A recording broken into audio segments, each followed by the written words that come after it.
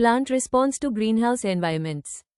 Overview key factors: प्रकाश, light, तापमान, temperature, सापेक्ष आर्द्रता, relative humidity, वेंटिलेशन और कार्बन डाइऑक्साइड CO2, ये सभी कारक ग्रीनहाउस में पौधों की वृद्धि को प्रभावित करते हैं। इनका संतुलन बनाए रखना फसल की अच्छी वृद्धि और उत्पादन के लिए आवश्यक होता है। माइक्रोक्लाइमेट इंपॉर्टेंस: किसी भी फसल की उत्पादकता केवल उसकी आनुवंशिक बनावट जेनेटिक्स पर ही निर्भर नहीं करती, बल्कि उसके चारों ओर की सूक्ष्म जलवायु माइक्रोक्लाइमेट जैसे कि प्रकाश, हवा, नमी और तापमान पर भी निर्भर करती है। ग्रीनहाउस में इन सभी कारकों को नियंत्रित करके फसल की उत्पादकता को बेहतर किया जा सकता है। माइक्रोक्लाइमेट कंपोनेंट्स सूक्ष्म जलवायु के प्रमुख घटक होते हैं: प्रकाश, लाइट, तापमान, टेम्परेचर, वायुमंडलीय संगठन, एयर कॉम्पोजिशन, मूल माध्यम की स्थिति, रूट मीडियम कंडीशंस, ये सभी मिलकर पौधे के विकास और उपज को प्रभावित करते हैं। धान खुले खेत की सीमाएं ओपन फील्ड लिमिटेशन: खुले खेतों में केवल जड़ क्षेत्र रूट जोन को ही नियंत्रित किया जा सकता है, जैसे जुताई, टिलेज, सिंचाई, इरिगेशन, उर्वरक का प्रयोग, फर्टिलाइजर एप्लीकेशन। अन्य कारकों जैसे प्रकाश, तापमान और हवा को खुले वातावरण में नियंत्रित करना मुश्किल होता है। ग्रीनहाउस एडवांटेज: ग्रीनहाउस एक बंद संरचना अनक्लोज स्ट्रक्चर होती है, जिसकी मदद से हम कई पर्यावरणीय कारकों जैसे कि प्रकाश, तापमान, आर्द्रता, वेंटिलेशन और CO2 के स्तर को नियंत्रित कर सकते हैं। पौधा रिजल्ट: इन अनुकूल परिस्थितियों के कारण फसलों को बेहतर विकास के लिए उत्तम वातावरण मिलता है, जिससे कृषि और बागवानी फसलों की उपज में वृद्धि होती है। लाइट रोल ऑफ लाइट: प्रकाश पौधों की ऊर्जा का मुख्य स्रोत है।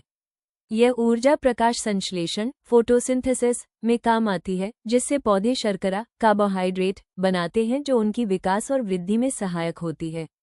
ग्रीन बुक प्रकाश संश्लेषण का समीकरण CO2 जोड़ H2 O जोड़ प्रकाश ऊर्जा, क्लोरोफिल शर्करा जोड़ O2 जोड़ H2 O जोड़ प्रकाश ऊर्जा, क्लोरोफिल शर्करा जोड़ O2 मतलब कार्बन डाइऑक्साइड जोड़ पानी जोड़ सूर्य का प्रकाश शर्करा जोड़ ऑक्सीजन। क्लोरोफिल की उपस्थिति में कम प्रकाश, धीमी वृद्धि, अधिक प्रकाश, क्लोरोप्लास्ट को नुकसान। हर फसल की प्रकाश जरूरत अलग होती है। फोटोसिंथेसिस इन्फ्लुएंसेस प्रकाश संश्लेषण की प्रक्रिया, प्रकाश की तीव्रता, light intensity, CO2 carbon dioxide, तापमान, टेम्परेचर, पानी वाटर और पौधों को मिलने वाले पोषक तत्वों न्यूट्रिएंट्स पर निर्भर करती है।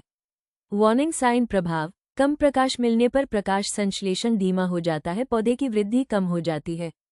बहुत अधिक प्रकाश मिलने पर क्लोरोप्लास्ट हरित लवक को नुकसान हो सकता है, जिससे पौधा कमजोर हो जाता है।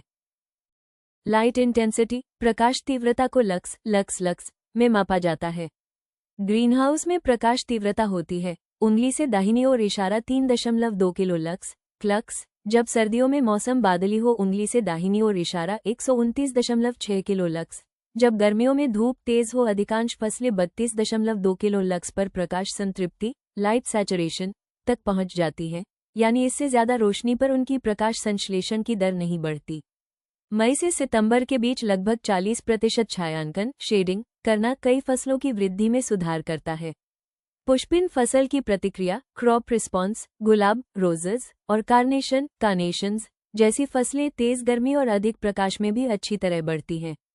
अन्य फसलें जैसे पत्तेदार सब्जियां या फूलों की कुछ प्रजातियां मध्यम प्रकाश और आंशिक छाया पार्शियल शेडिंग में बेहतर बढ़ती हैं। लाइट वेवलेंथ्स प्रकाश संश्लेषण फोटोसिंथेसिस में उपयोग होने वाला प्रकाश उंगली से दाहिनी ओर इशारा 400 से 700 नैनोमीटर के बीच का होता है, जिसे दृश्य प्रकाश विजिबल स्पेक्ट्रम कहते हैं। इंद्रधनुष विभिन्न तरंग दैर्ध्य का प्रभाव नीला प्रकाश ब्लू लाइट छोटी तरंगे पौधे ठोस छोटे और गहरे हरे होते हैं।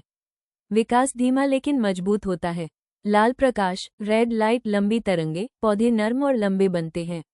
अंतर्पव इंटरनोड्स की लंबाई बढ़ती है, जिससे पौधे ऊंचे हो जाते हैं। पराबैंगनी प्रकाश ओव लेस देन 400 नैनोमीटर्स पौधों के लिए हानिकारक होता है। ग्रीनहाउस की कांच की शीट्स इसे रोक देती हैं।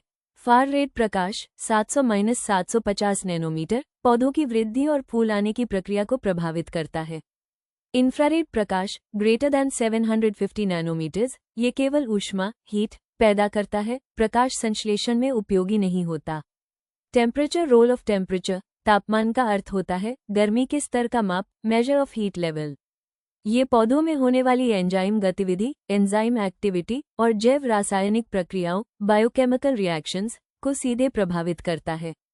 वार्निंग साइन, तापमान का प्रभाव। बहुत कम तापमान होने पर पौधों की कोशिकाओं में बर्फ जम जाती है, जिससे कोशिकाएं फट सकती हैं और पौधा नष्ट हो सकता है। बहुत अधिक तापमान होने पर पौधों में मौजूद एंजाइम निष्क्रिय, इनएक्टिव हो जाते हैं, जिससे विकास रुक जाता है और पौधा कमजोर हो जाता है। टेम्परेचर एंजाइम एक्टिविटी, पौधों में एंजाइम जैव रासायनिक क्रियाओं, बायोकेमिकल रिएक्शंस को नियंत्रित करते हैं। हर 10 डिग्री सेल्सियस तापमान बढ़ने पर क्रियाओं की गति दोगुनी या तिगुनी हो जाती है, लेकिन केवल सही, ऑप्टिमम तापमान तक। अगर तापमान बहुत अधिक हो जाए तो एंजाइम धीरे धीरे निष्क्रिय होने लगते हैं और अंततः प्रतिक्रियाएं रुक जाती हैं। पुष्पिन ग्रीनहाउस तापमान रणनीति, ग्रीनहाउस टेम्परेचर स्ट्रैटेजी। बादल वाले दिनों में उंगली से दाहिनी ओर इशारा, दिन का तापमान इक्वल्स रात से 3-6 डिग्री सेल्सियस अधिक रखा जाता है। साफ आसमान वाले दिनों में उंगली से दाहिनी ओर इशारा, दिन का तापमान इक्वल्स रात से 8 डिग्री सेल्सियस अधिक रखा जाता है।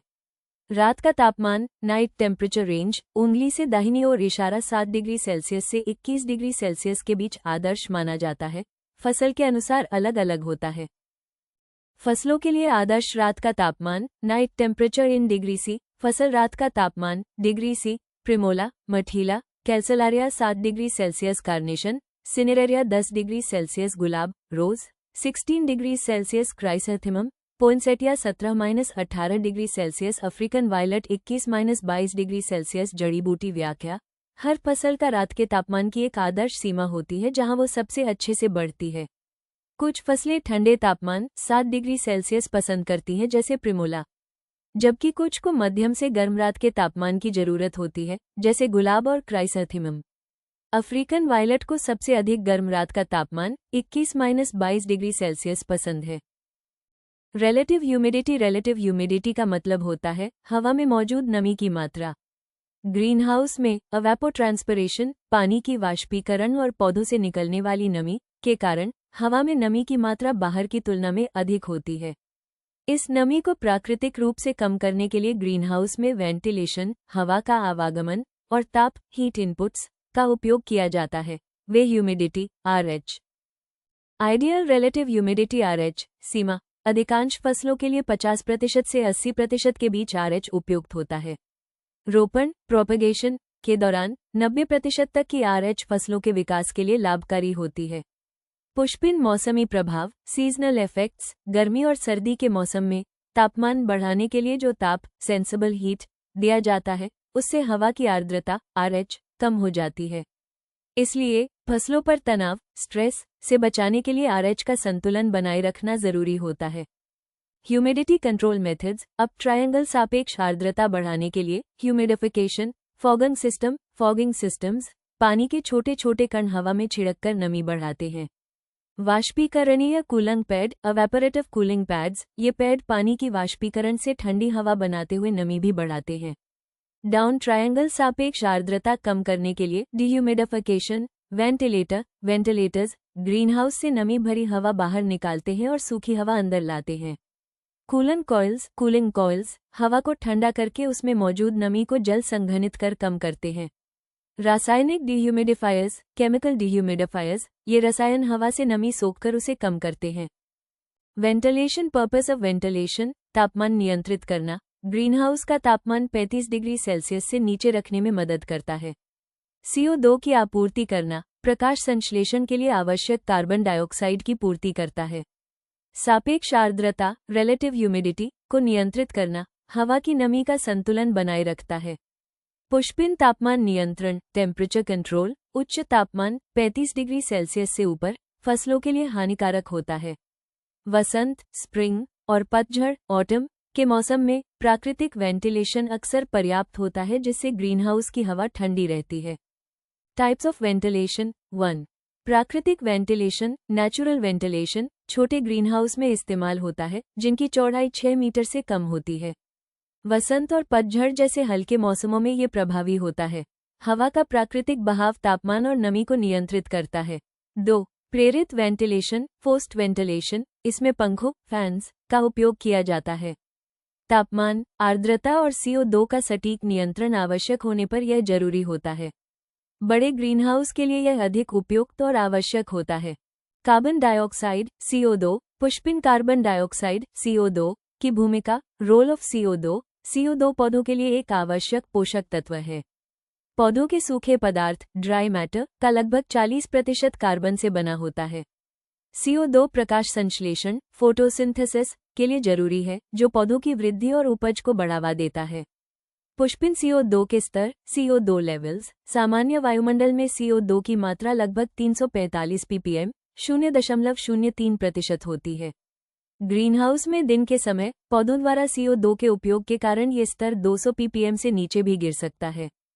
CO2 मैनेजमेंट, वेंटिलेशन या हवा का आवागमन इन्फिल्ट्रेशन ग्रीनहाउस में CO2 की कमी को पूरा करने के लिए बाहर की हवा को अंदर लाता है। लेकिन ठंडे इलाकों में ये तरीका महंगा पड़ता है, क्योंकि बाहर की ठंडी हवा को गर्म करने के लिए ज़्यादा हीटिंग करनी पड़ती है।